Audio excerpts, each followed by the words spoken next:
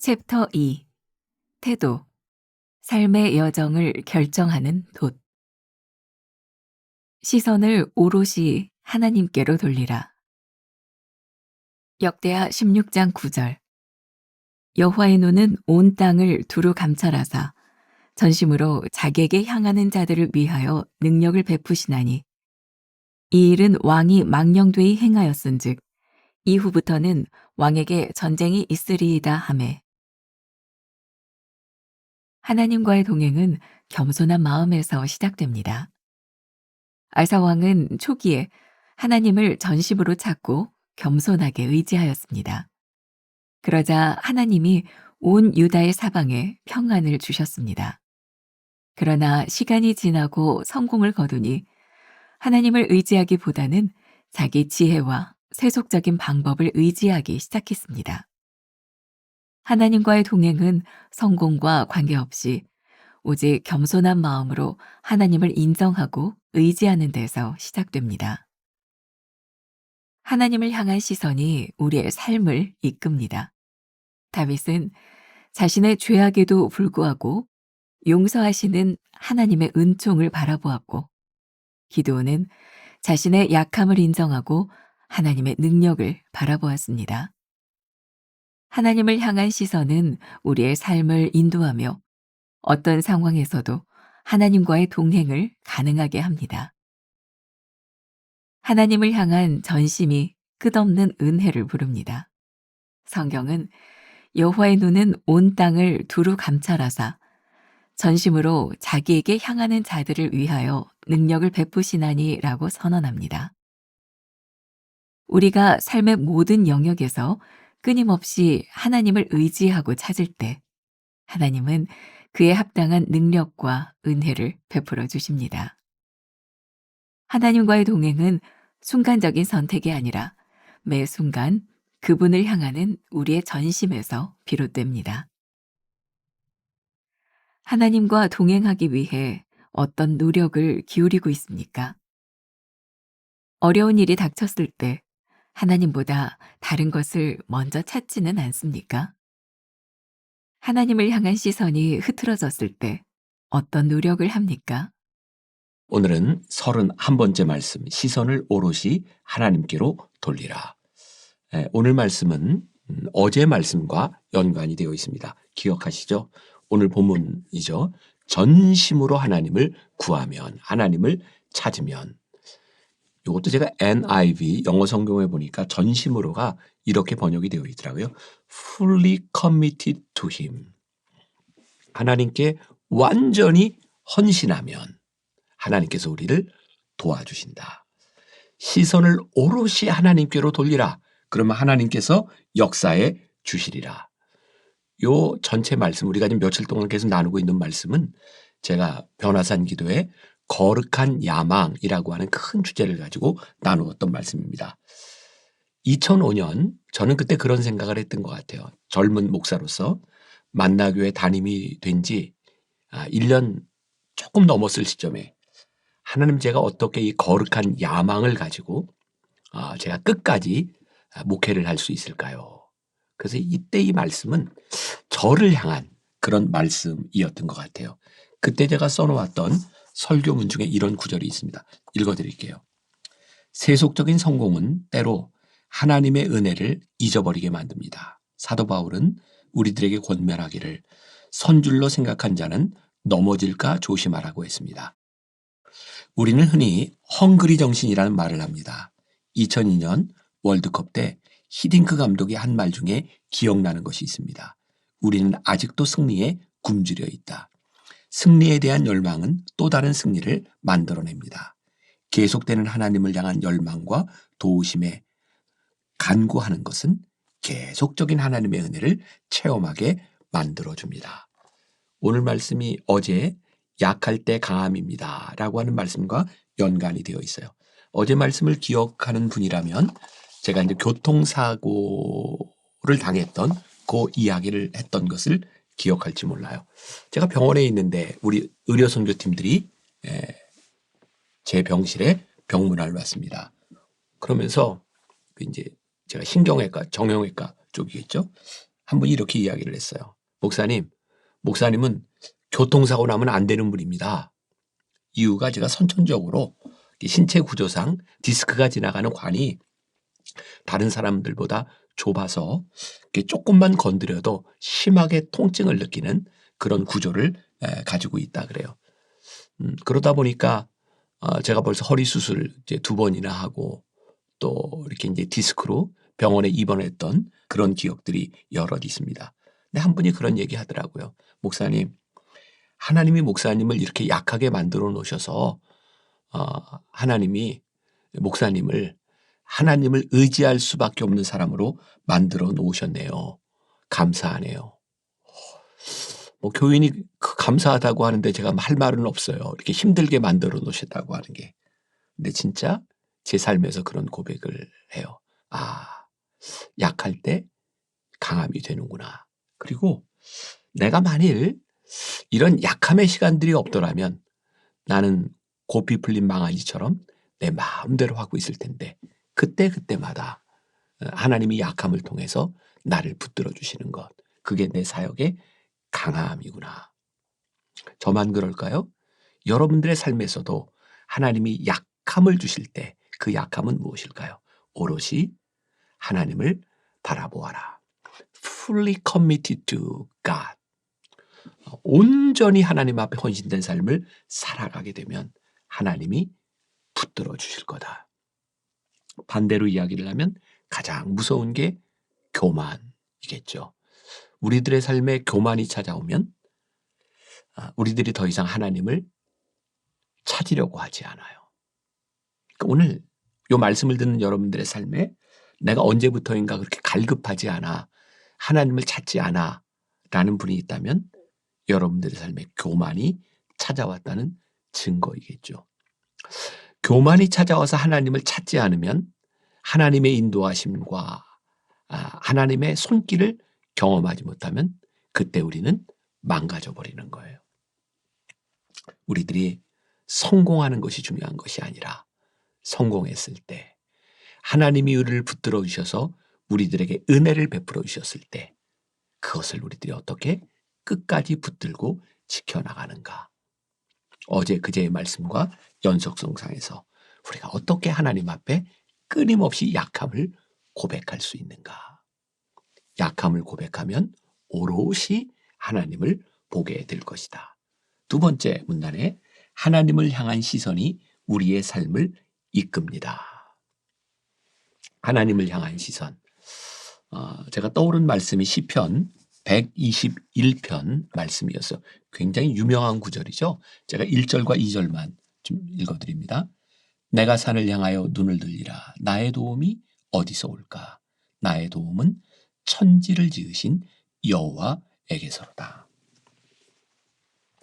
또 이 찬양, 이 말씀과 더불어 제가 참 좋아하는 찬양이 있어요. 요 며칠 동안 찬양을 계속 부르네요. 요 찬양도 한번 같이 부르고 가면 좋을 것 같아요.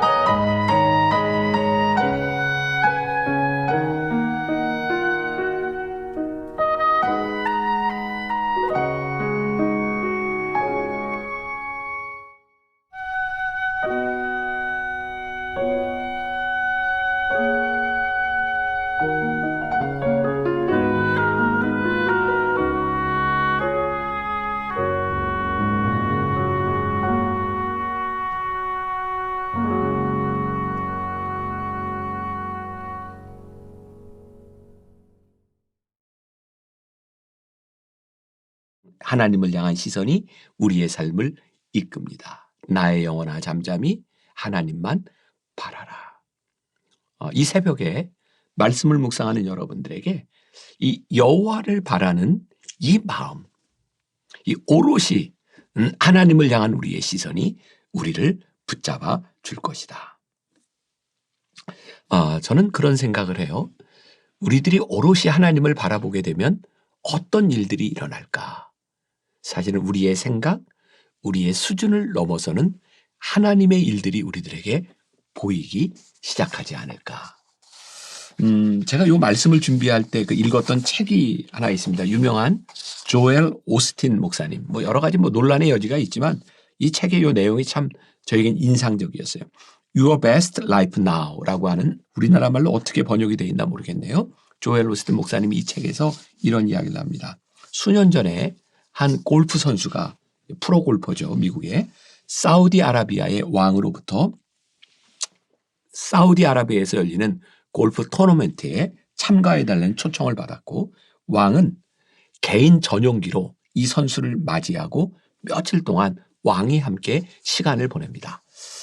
이 사우디 왕이 얼마나 고마웠는지 이 프로 골퍼에게 이렇게 이야기를 합니다. 당신이 나를 기억할 수 있도록 선물을 주고 싶은데 어떤 선물을 받기를 원합니까? 골프 선수는 대우를 잘 받았으니까 괜찮다고 했지만 선물을 주겠다고 하니까 이렇게 대답을 했어요. 좋습니다. 나는 골프 클럽을 수집하고 있습니다. 저에게 골프 클럽 하나를 주시면 됩니다. 골프 클럽. 골프 채를 이야기했겠죠. 그리고 돌아온 이 골프 선수는 왕이 어떤 선물을 보낼까 상상을 했답니다. 금으로 만든 퍼터를 보내줄까? 아니면 내 이름을 새겨서 다이아몬드가 박힌 그런 골프 클럽을 보내줄까? 근데 얼마 후에 우편 배달부를 통하여 그 등기를 받게 됐어요. 보니까 거기에는 이 사람이 기대했던 골프 클럽이 아니라 사우디 왕은 500에이커에 달하는 큰 골프장의 소유권 등기를 이 사람에게 보내줬던 거죠. 이 책에서 조엘 오스틴이 그런 이야기를 합니다. 이 골프 선수의 수준은 골프 클럽을 골프채로 생각했지만 이 사우디 왕은 골프 클럽을 골프장, 컨트리 클럽으로 생각을 하고 선물을 보내줬다는 거예요. 하나님을 오롯이 우리들이 바라게 될 때 우리는 여러분 이것도 물질적인 것에 이렇게 함몰되지 말고 우리들의 생각을 넘어서는 하나님의 스케일을 우리들이 보게 되는 것 같아요. 저도 목회를 하면서 그런 경험들을 종종 합니다. 나는 이런 생각을 하고 시작했는데 나는 이런 꿈을 가지고 있었는데 근데 하나님은 내 꿈대로 일하시는 분이 아니더라고요. 하나님은 하나님의 꿈대로 하나님이 인도하시는 대로 우리를 이끌어 가시는 분이다. 그런데 그런 하나님의 인도하심을 우리들이 어떻게 알아요? 오로지 시선을 하나님께로 돌릴 때. 세 번째 문단이 그렇게 되어 있죠. 하나님을 향한 전심이 끝없는 은혜를 부릅니다. 어제 제가 잠깐 언급했지만 하나님의 은혜가 일회적인 사건으로 끝나는 것이 아니라 끝없는 하나님의 은혜를 부를 수 있도록 전심으로 하나님을 바라보세요. 나의 영혼아 잠잠히 하나님만 바라며 기도하겠습니다. 우리의 시선이 하나님을 바라보기를 원합니다. 우리의 생각을 넘어서는 하나님의 역사를 경험할 수 있기를 원합니다. 우리들의 삶에서 역사하여 주옵시고 하나님의 은혜를 어제 고백했듯이 오늘도 고백하는 내일도 하나님의 은혜를 고백하는 믿음의 사람들이 되게 하여 주옵소서. 예수님의 이름으로 기도했습니다. 아멘.